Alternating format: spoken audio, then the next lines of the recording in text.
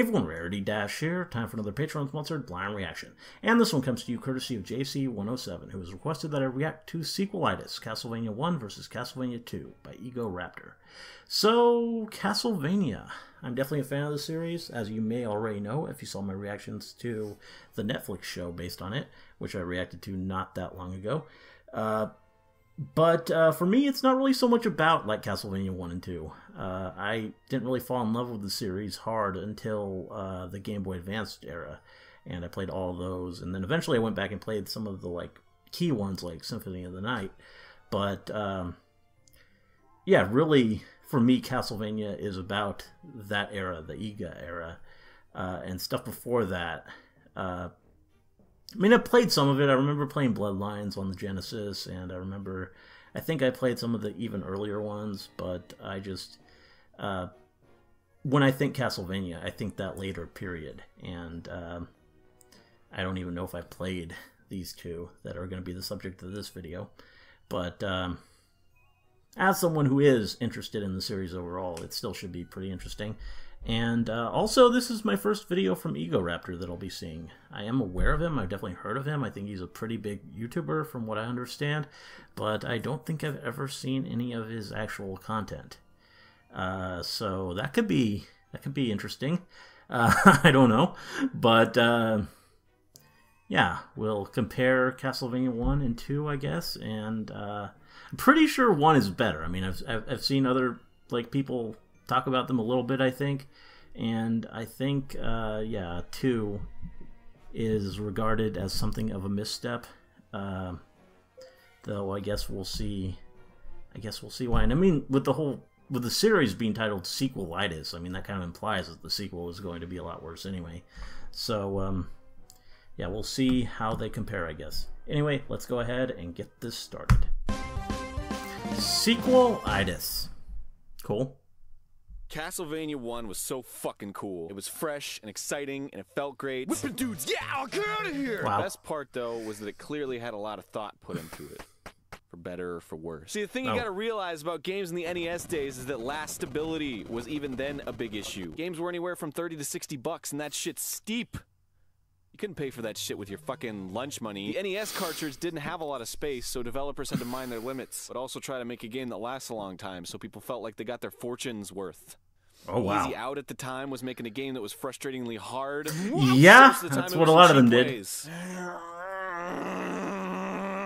Castlevania took it a step further in the right direction. Somehow, at the beginning of the video game era, these guys knew what game design really was. They employed a lot of misdirection in order to create a difficulty level that was out of this world. The idea was that most kids just kind of plow through a game. If you did that in Castlevania, though, you got your balls rocked. Oh god! Yeah. They planned everything around the path you would take if you just ran right through. Castlevania's level and enemy placement required you to stop and think for a second.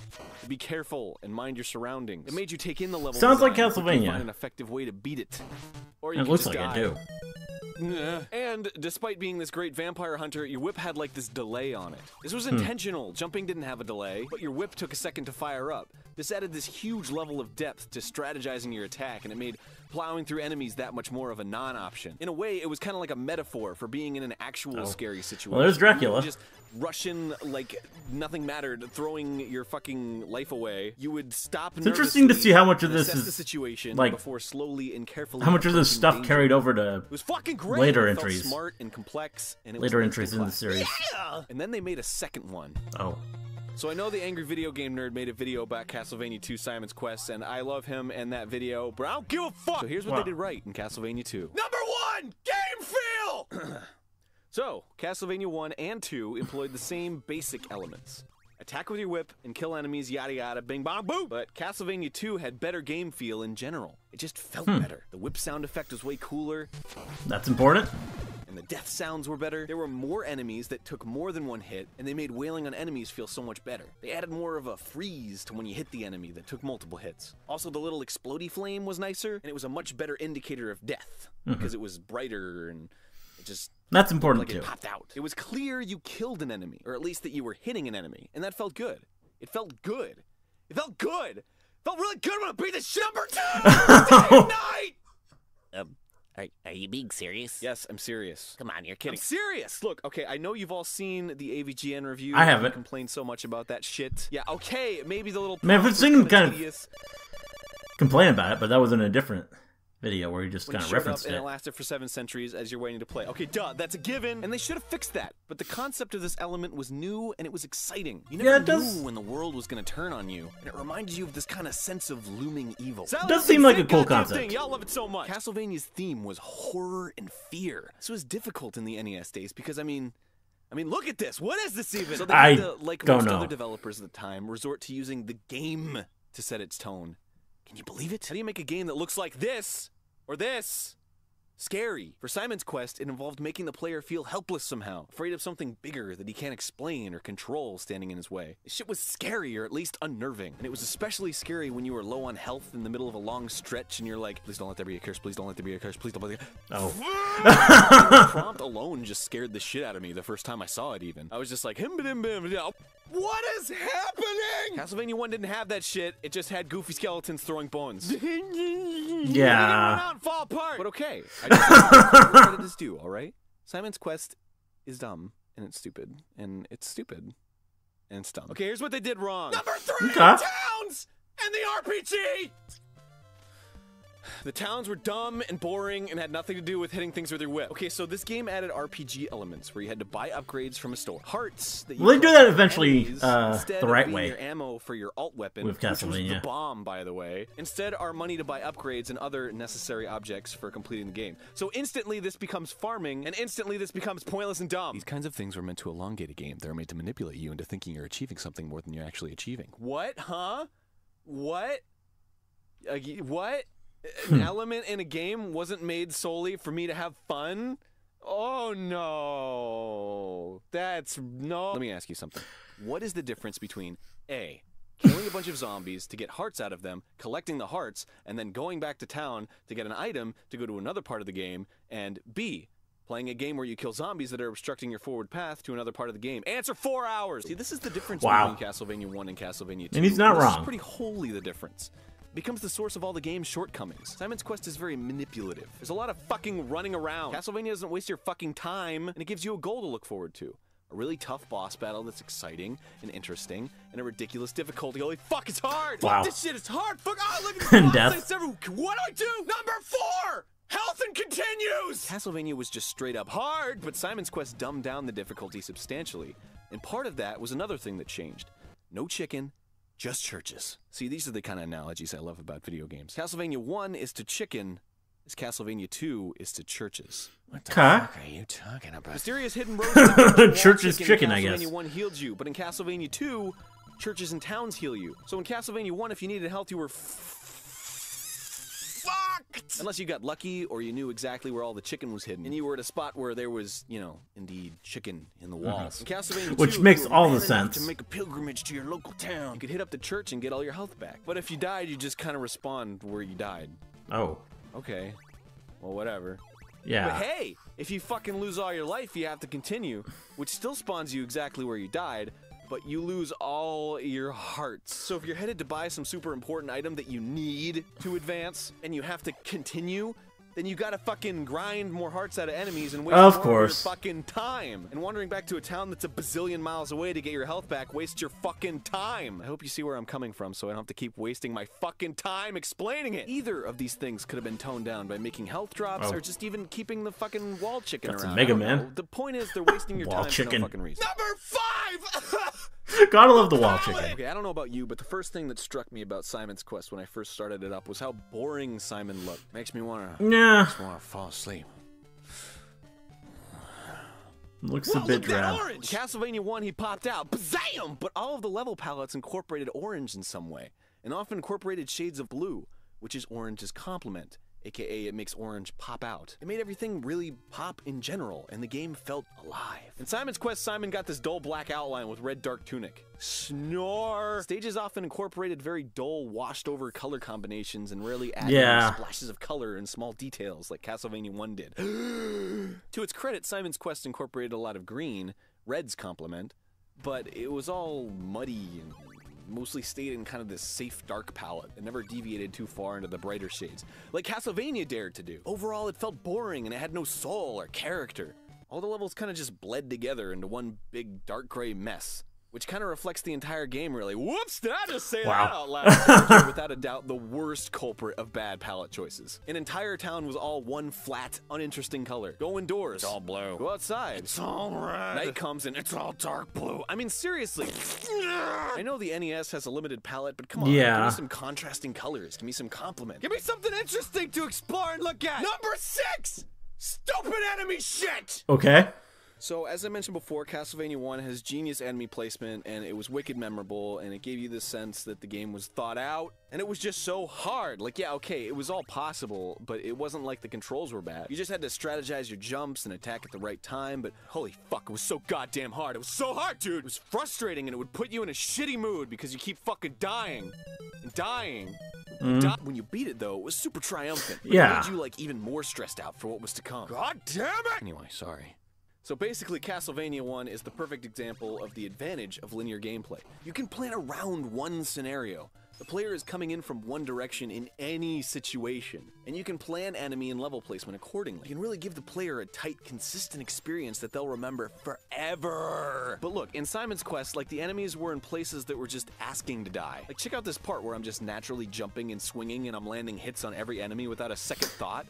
Yeah. Look at that! Castlevania did like the opposite of this, especially with shit like the Medusa head. Yeah, those are always frustrating. It's way too open-ended. Stuff is all scattered everywhere, and it's easy to miss things, so you're gonna be doing a lot of back and forth through the same areas you've been through over and over and fucking over. I'm sick of these fucking blobs! Ah! They're back! So with that in mind, the developers realized they can't have these they never go away. enemy layouts in the game because nobody's gonna backtrack through this. I mean, even in the mansions, they expect you to backtrack out of them. The one place you would think the enemies would be planned out really well. It's just like they didn't really want to put any effort into it to begin with. So, with all this cookie-cutter enemy placement, why did they even keep the sloppy whip controls? It still has a ridiculous delay, and it still freezes you in place when you're standing still. If the point of the enemy placement now is to be able to dispatch them all pretty quickly when you're backtracking, why is it still slow as fuck? You really start to feel the effects of the clunky movement when the game isn't planned around it anymore. And that's really the ultimate key to all this. Castlevania feels well thought out. It feels planned and complete. But Castlevania 2 just feels like a fucking mess. Number 7! The bosses! Okay, this is kind of a personal point, but it was a little underwhelming to not encounter bosses in all the mansions. When they finally did show up, like 50 hours into the game, you were pretty decked out with awesome shit, and you could just fucking destroy them in a second. Castlevania 1 had neat bosses at the end of every stage, and it was wicked. It had like this build-up and this payoff when it restored all your health and you advanced to the next crazy stage that was all different and had different music and everything. You felt like you were accomplishing something. You felt like you were going somewhere. Number 8! Where do I fucking go? This is probably the most common complaint, and it is a huge glaring issue. Simon's Quest is so convoluted, it's a wonder I could even finish it with a fucking walkthrough. So you can talk to townsfolk and they'll tell you shit. First of all, there's way too much shit. Way too much shit. So right away the villagers start telling you like 70 things at once, and how the fuck are you supposed to remember every little detail? So get out a pen and paper and start fucking writing that shit. Take a lot of notes. When do I stop? Well, nothing they say is helpful. It's all cryptic, and some of them lie to you. Once you actually know what to do by reading it in fucking English on GameFAQs or something, you'll run into the villager who said for you to do that specific thing, and you still can't even interpret it as what you were supposed to do. Kneel next to the wall on the far left or whatever is... hit your head on the top of the... What the fuck?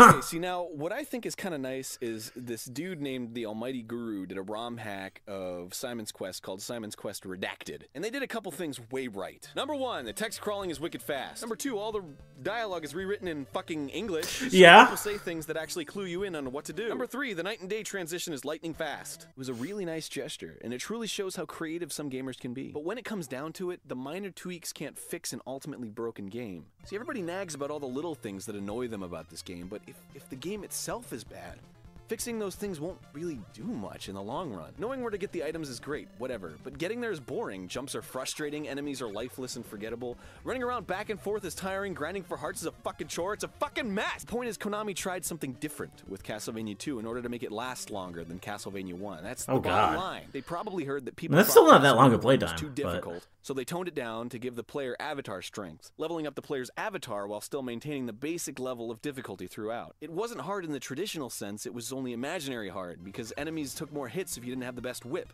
and dispatching more resilient enemies wasn't really a challenge, it just took longer. What was truly hard was avoiding Medusas and axes and still being in the range of the night guy to lay some hits on him, and fuck! See, he took a lot of hits, but you weren't just standing there wailing on him, you were surviving this onslaught of constant shit, and every extra hit he took had serious implications and consequences for you as a player. Yes! Oh man, another one! Wow.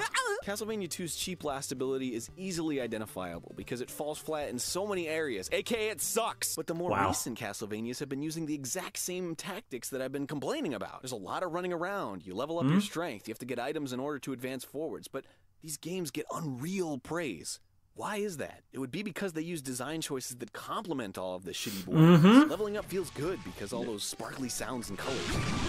It feels good to hit enemies. The hit sparks and sound effects are all really exciting. Moving around is fast, and jumping on stuff is fun. You get a lot of power-ups that change how the game is played a little bit at a time. You get a lot of small rewards frequently. It's just very fast-paced. It feels very conducive to mindlessly running around because you aren't constantly hindered by this choppy platforming and slow gripping. But are you getting anything out of it any more than you are when playing Simon's Quest with like a walkthrough? Do you feel like you're legitimately beating a hard boss or enemy by grinding for a while and getting the best sword and then wailing on him until he falls? Are you getting any sense of genuine satisfaction from having to run back and forth through places you've already been in order to get something that allows you to advance forward more easily? Or do you still feel the most satisfied when you use your wicked cunning to get around these super perilous obstacles? I don't know, It's kind of like comparing a snack food to high-class dessert. You can just chomp away mindlessly at snacks because that's how they're made. They're addictive by nature. They just make you reach for more even if you don't really want more. But a high-class dessert takes some slowing down. It demands that you take a moment to really enjoy how complex and satisfying it is. In the end, you'll always think more highly of the high-class dessert because it gave you a feeling of true satisfaction. It's not designed to go on forever. It was designed to finish off a meal. Maybe it was so good you wanted more. But what you had was delicious, and you're glad you had it. Or you could just be a fucking pig and eat it all. Wow. Okay, interesting bit of perspective there at the end. I mean, I can kind of get that, but I don't know. I still really like those games. Yeah,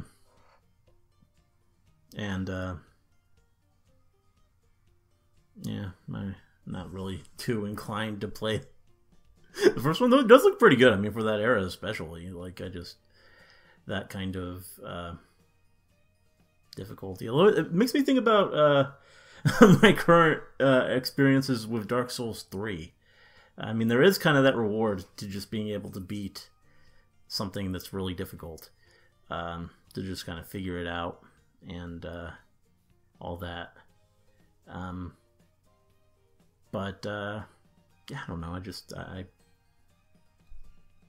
I kind of like I don't know. I mean, I'm an RPG gamer by just going back a long time now, so grinding and all that stuff is just sort of like a part of it for me.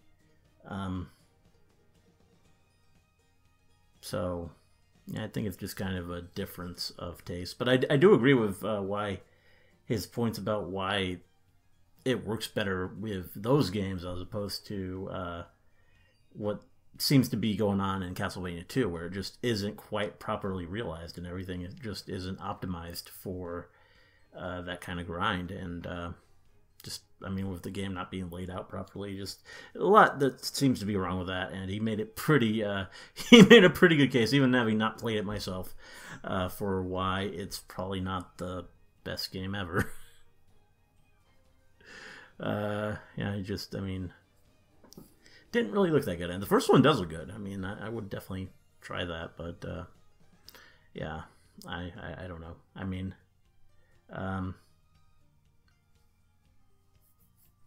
yeah.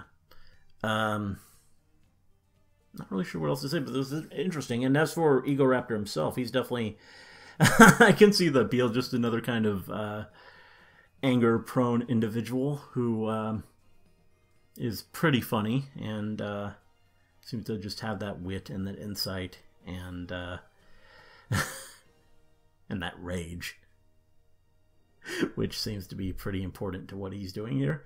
But yeah, good stuff. I think it was a pretty entertaining video, and I definitely enjoyed it. Anyway, hope you enjoyed the reaction. Let me know if you did, and see you in the next one.